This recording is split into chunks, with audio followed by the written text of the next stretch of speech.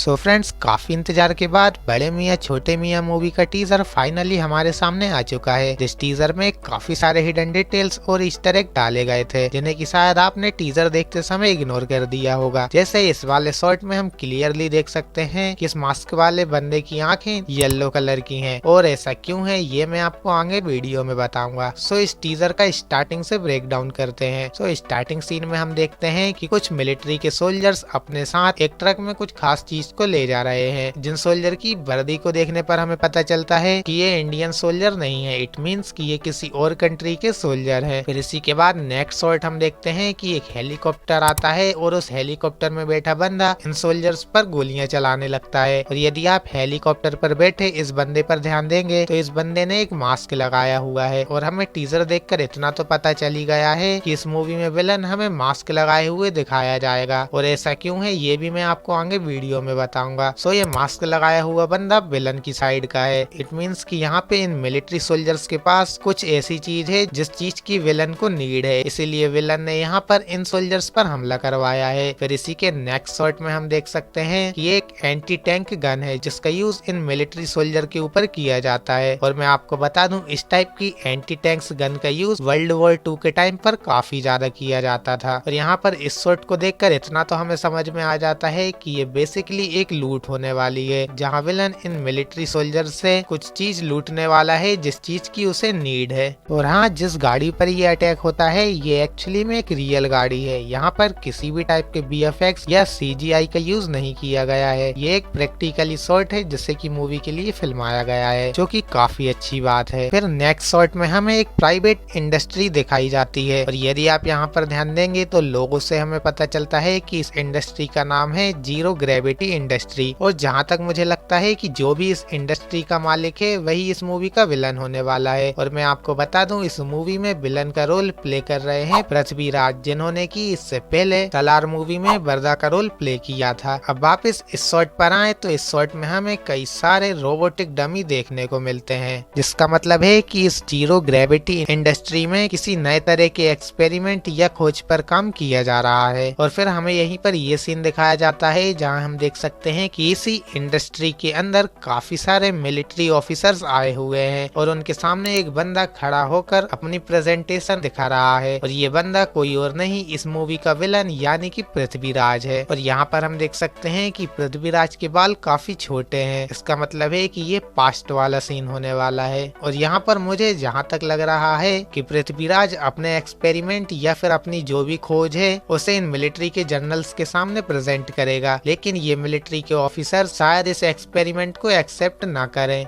जिससे नाराज होकर हमारी मूवी का ये विलन इन मिलिट्री वालों के खिलाफ हो जाए और उन्हें मारने के लिए निकल पड़े, जैसे कि हमने जवान मूवी में देखा था। अब बात करें कि यहाँ पर पृथ्वीराज किस टाइप के एक्सपेरिमेंट पर काम कर रहे थे, तो मेरे ख्याल से ये सुपर सोल्जर टाइप कुछ होने वाला है, क्योंकि हम इस टीजर में कई ऐसे शॉट्स देख सकते हैं जहाँ पर की ह्यूमन की डमी बॉडी का यूज किया गया है। वहीं एक शॉट ऐसा भी होता है जहाँ एक इंसान पर ये एक्सपेरिमेंट किया जा रहा है, और हो सकता है इस एक्सपेरिमेंट के बाद इंसान एक सुपर सोल्जर में कन्वर्ट हो जाए। तो शायद ऐसा ही कुछ पृथ्वीराज इंडियन सोल्जर्स के साथ भी करना चाहता हो, लेकिन इसकी परमिशन इन मिलिट्री ऑफिसर्स ने पृथ्वीराज को नहीं दी, इसलिए शायद इस मूवी का विलन यानी कि पृथ्वीराज इन मिलिट्री ऑफिसर्स के खिलाफ हो गया। अब जैसा कि हमें इतना टीजर देख के समझ में आ चुका है कि यहाँ पर विलन जिंदा इंसानों पर कुछ एक्सपेरिमेंट करने वाला है और उन्हें सुपर सोल्जर बनाने वाला है, जैसा कि हाइड्रा ने किया था विंटर सोल्जर मूवी में। अब यहाँ पर जैसा कि हमें पता ही है कि विलन किसी भी इंसान पर एक्सपेरिमेंट करने के बाद या एक्सपेरिमेंट करने से पहले अपने ऊपर भी उस एक्सपेरिमेंट को करता है, और शायद यहाँ पर भी इस मूवी के विलन ने अपने ऊपर कुछ एक्सपेरिमेंट किया है, जिसकी वजह से शायद उसके चेहरे पर कुछ निशान या स्कार आ गए होंगे, जैसे कि रेड स्कल के चेहरे पर आए थे। और शायद इसीलिए इस मूवी का विलन पूरी मूवी में अपना फेस ही छुपा रहा है। और यहाँ पर हमें समझ में आ जाता है कि विलन को मास्क ऐसे ही नहीं दिया गया है, और ये तो 100% तय है कि इस मूवी के विलन ने अपने ऊपर कुछ न कुछ एक्सपेरिमेंट किया है। यही रीजन है जिसकी वजह से इस वाले शॉट में विलन की आईज येलो कलर की दिखाई गई है। सो अब आपको ये तो समझ में आ गया होगा कि इस मूवी का विलन हर समय मास्क क्यों पहने हुए है और विलन की आईज येलो कलर की क्यों है। चलिए अब बात करते हैं आगे की टीजर की। सो आगे की टीजर में हम देख सकते हैं कि अक्षय कुमार और टाइगर श्रॉफ शायद किसी जगह पर कोई अननोन मिशन के लिए गए हैं और ये मिशन प्रोबेबली जहाँ तक हो सकता है अबू धाबी में हो, क्योंकि रिसर्च करते समय मुझे पता चला है कि इस मूवी की शूटिंग अबू धाबी में भी हुई है और इस शॉट को देखकर लग रहा है कि ये अबू धाबी वाला ही सीन है। और यहाँ पर मैंने एक परफेक्ट डिटेलिंग नोटिस की है। सो इस वाले सीन में जब एक ब्लास्ट होता है तो ब्लास्ट होते ही यहाँ पर खड़े इस बंदे पर आग लग जाती है और ये बंदा जलने लग जाता है और ये शॉट काफी ज्यादा परफेक्ट है। यदि आप इस शॉट को देखेंगे तो आपको पता चलेगा कि ब्लास्ट होते ही ये बंदा जलने लगता है। ना ही ये बंदा थोड़े पहले जलते हुए दिखाया गया है, ना ही थोड़े बाद में, जिससे हमें पता चलता है कि ये एक परफेक्ट डिटेलिंग शॉट है। और हाँ, मैं आपको बता दूं इस मूवी को डायरेक्ट कर रहे हैं अली अब्बास। इन्होंने इस मूवी से पहले टाइगर जिंदा है और सुल्तान जैसी मूवीज को डायरेक्ट कर रखा है, जिससे कि मुझे खासकर इस मूवी से काफी उम्मीदें हैं। क्योंकि यदि इस मूवी की कास्टिंग की बात की जाए तो अक्षय कुमार और टाइगर श्रॉफ दोनों ही पिछले कुछ समय से फ्लॉप साबित हो रहे हैं, लेकिन हो सकता है अब उनके ये फ्लॉप होने का सिलसिला खत्म होने वाला हो। चलिए अब इस टीजर के ब्रेकडाउन पर वापस आते हैं। सो यहाँ पर हमें फर्स्ट टाइम टाइगर श्रॉफ और अक्षय कुमार दिखाए जाते हैं। यहाँ पर हमें क्लियरली पता चलता है कि ये दोनों मिलिट्री ऑफिसर्स हैं और यहाँ पर यदि आप ध्यान देंगे तो टाइगर श्रॉफ के कंधे पर हमें 3 स्टार दिखाए गए हैं, जिसका मतलब है कि टाइगर कैप्टन की रैंक पर है। और वहीं हम अक्षय कुमार को देखें तो यहाँ पर ऐसा कोई भी शॉट नहीं है जिससे कि हमें अक्षय कुमार की रैंक पता चल सके, लेकिन ये तो पक्का है कि अक्षय कुमार की रैंक टाइगर श्रॉफ से ऊपर ही होने वाली है। हो सकता है ये लेफ्टिनेंट जनरल हो। फिर नेक्स्ट शॉट हम देखते हैं जहाँ पर हमें अक्षय कुमार और टाइगर श्रॉफ काफी ज्यादा इंजर्ड नजर आते हैं और ये लोग इस समय एक प्लेन के अंदर हैं। इस शॉट को देखकर हमें पता चलता है कि ये अभी अभी किसी वॉर को लड़कर आए हैं और इनके फेशियल एक्सप्रेशन से लगता है कि ये उस वॉर में हारे हैं। मेरे ख्याल से इस वाले सीन में हमारे दोनों हीरो का सामना पहली बार विलन से होगा और यहाँ पर विलन शायद इन पे भारी पड़ने वाला है। फिर नेक्स्ट शॉट में हम देखते हैं कि अक्षय कुमार और टाइगर श्रॉफ एक बंदे को मार रहे हैं और ये शायद इस मूवी का मेन विलन हो सकता है और ये फाइटिंग सीक्वेंस शायद मूवी के एंडिंग टाइम का होगा। और इस सीन को देखकर लग रहा है कि ये कोई बंकर टाइप जगह है जहाँ पर कि विलन छुपा हुआ होगा या फिर अपने एक्सपेरिमेंट कर रहा होगा और यहीं पर हमारे दोनों हीरो आकर विलन का काम बिगाड़ देते हैं। इसके अलावा मूवी में जितने भी शॉट्स दिखाए गए हैं उन सभी शॉट में अक्षय कुमार और टाइगर श्रॉफ का बेसिकली ब्रोमेंस दिखाया गया है। इसके अलावा बाकी के शॉट में और कोई भी हिडन डिटेल मुझे तो नजर नहीं आई, लेकिन शायद आपने इस टीजर में एक चीज नोटिस नहीं की होगी कि हमें यहाँ पे हीरो दिखा दिया गया, इस मूवी का विलन दिखा दिया गया, लेकिन इस मूवी में दिखने वाली हीरोइन हमें नहीं दिखाई गई। सो मैं आपको बता दूं इस मूवी में शायद 3 एक्ट्रेस होने वाली हैं, जिनमें से 2 के नाम तो फिलहाल मुझे पता है। पहली एक्ट्रेस होने वाली है सोनाक्षी सिन्हा और वहीं दूसरी मानुषी चिल्लर, जो कि हमें इस मूवी में दिखने वाली हैं। और हाँ फ्रेंड्स, यदि आपको इसी टाइप के टीजर ब्रेकडाउन को देखना है तो आप हमारे चैनल को सब्सक्राइब कर सकते हैं।